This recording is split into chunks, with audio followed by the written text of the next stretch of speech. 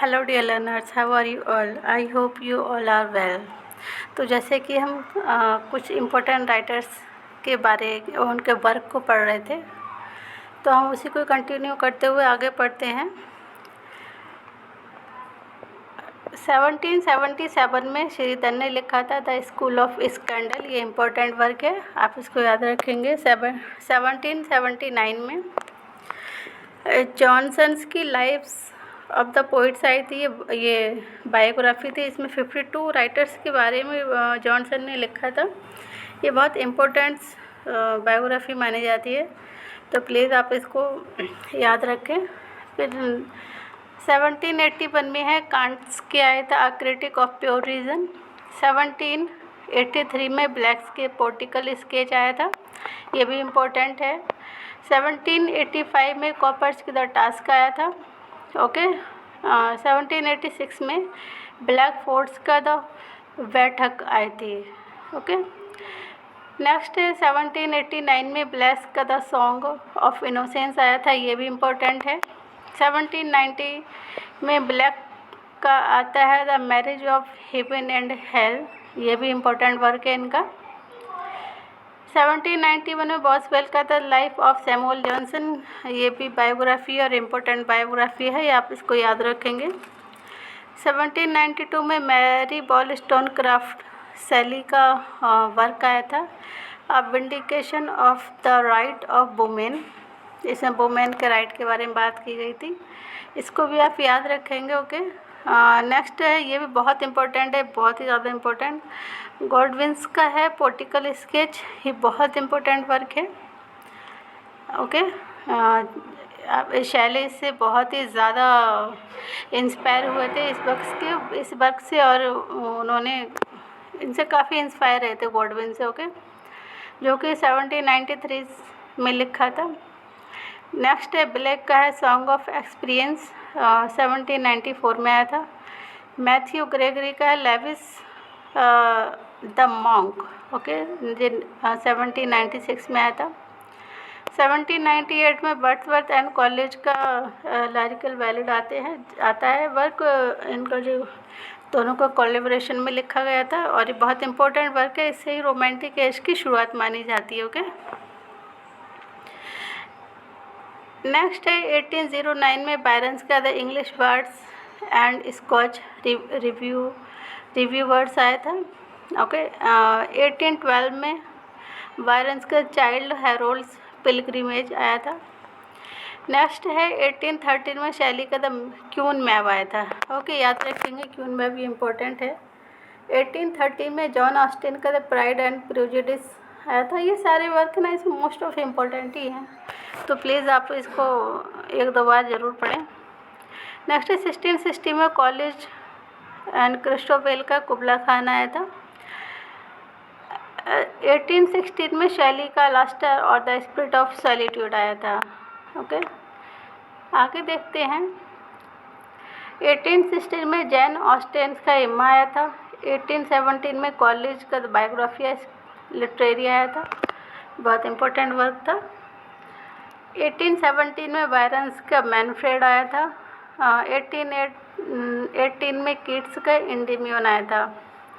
And 1880 में Mary वॉलस्टोनक्राफ्ट सैली का आया था फ्रैंकेस्टाइन, जो कि एक गॉथिक नॉवेल भी है। अब ये इम्पोर्टेंट है, आप याद रखेंगे। गॉथिक नॉवेल के इसमें पूछ लेंगे कौन सा गॉथिक नॉवेल का इसमें एग्जाम्पल है, तो आप याद रखें शैली का फ्रैंकेस्टाइन। ओके। 1880 में हैजलिट का the lecture on the English poets. 1819 में बायरन्स का द डॉन जॉन, ये इम्पोर्टेंट वर्क है। ओके। 1819 में शैली का द चांसी आया था, ये ट्रेजेडी मानी जाती है। 1820 में शैली का द प्रोमेथियस अनबाउंड वर्क आया था, जो कि एक क्लोजेट ड्रामा है। ओके, प्रोमेथियस ड्रामा एक क्लोजेट ड्रामा है। 1821 में शैली का इपिप्सी चिडियन आया था। 1821 में शैली का एंडोनेस आया था, जो कि एक पास्टोरल इलेजी भी है। ओके। 1821 में डी क्विंसी का confession of an English opium eater, ये बहुत इंपॉर्टेंट है, आप याद रखेंगे डी क्विंसी का confession of an English opium eater. Okay, 1822 में वर्ड्सवर्थ का एस्केलियास्टिकल स्केचेस आया था। एंड 1825 में हैजलिट का the spirit of the age आया था। 1825 में पेप्सी की द डायरी पब्लिश हुई थी, जो कि बहुत इंपॉर्टेंट डायरी भी मानी जाती है। उन्होंने 4 एज को कम इनमें मेंशन किया था। मैंने आपको डायरी में पढ़ा चुकी हूँ, जब डायरी पढ़ाया था इनकी तब बता चुकी हूँ मैं आपको, तो प्लीज़ वो वीडियो ज़रूर देखें। 1827 में क्लियर्स का द शेफर्ड्स कैलेंडर आया था। ओके, 1833 में सर लाइल का सॉर्टर रिसॉर्टर्स आया था। ओके, ये इंपॉर्टेंट वर्क है इनका, सॉर्टर रिसॉर्टर्स। 1836 में डिकन्स का आया था sketches by Boz. Okay, and 1837 में सर लाइल का द फ्रेंच रिवॉल्यूशन आता है। 1837 में डिकन्स का ओलिवर ट्विस्ट आता है, ये इंपॉर्टेंट वर्क है। एंड 1843 में सर लाइल का पास्ट एंड प्रेजेंट आता है। 1845 में ब्राउनिंग्स का ड्रामेटिक रोमांस एंड लैरिक आता है। एंड 1847 में टेनिसन का द प्रिंसेस आता है। ओके, 1847 में चार्लोट ब्रॉन्टे का जेन आयर आता है। नेक्स्ट देखते हैं 1847 में इमली ब्रॉन्ट्स का द वुदरिंग हाइट्स आता है। एंड 1847 से 1848 ठाकरे का आता है वैनिटी फेयर। ओके, एंड 1850 में टेनिसन का इन मेमोरियम आता है, जो कि उन्होंने अपने एक एलेजी है और अपने फ्रेंड अर्थर हेलम को डेडिकेटेड करते हुए लिखी थी। ओके, आप इसको याद रखेंगे, बहुत इंपॉर्टेंट भी है। और इससे ईयर कुछ और भी इम्पोर्टेंट कुछ हुआ था, आप मुझे बता सकते हैं तो कमेंट बॉक्स में बताएं, तो मैं ही आपको बता देती हूँ। इस एज में 1850 में जो सर वर्ड्सवर्थ थे उनकी डेथ हुई थी। ओके, और फिर टेनिसन को पोएट लॉरेट बना दिया जाता है। 1851 में एलिजाबेथ गास्केल का क्रैनफोर्ड आया था। 1852 में ठाकरेज का हेनरी एस्मॉन्ड आया था। 1852 में मैथ्यू अर्नोट्स का एम्पेडोपल्स ऑन इडना आया था। 1854 में डिकन्स का हार्ड टाइम आता है। ओके, हार्ड टाइम ये बहुत इंपॉर्टेंट नॉवल है, प्लीज़ याद रखें। 1857 में चार्लोट ब्रॉन्ट का द प्रोफेसर आया था। 1859 में जॉर्ज इलियट्स का एडम वेड आया था। 1859 में डार्विन्स का ओरिजिन ऑफ स्पेसीज, ये बहुत इंपॉर्टेंट है, प्लीज़ आप इसको ज़रूर याद रखें। 1859 में डिकन्स का टेल ऑफ टू सिटीज़ आया था।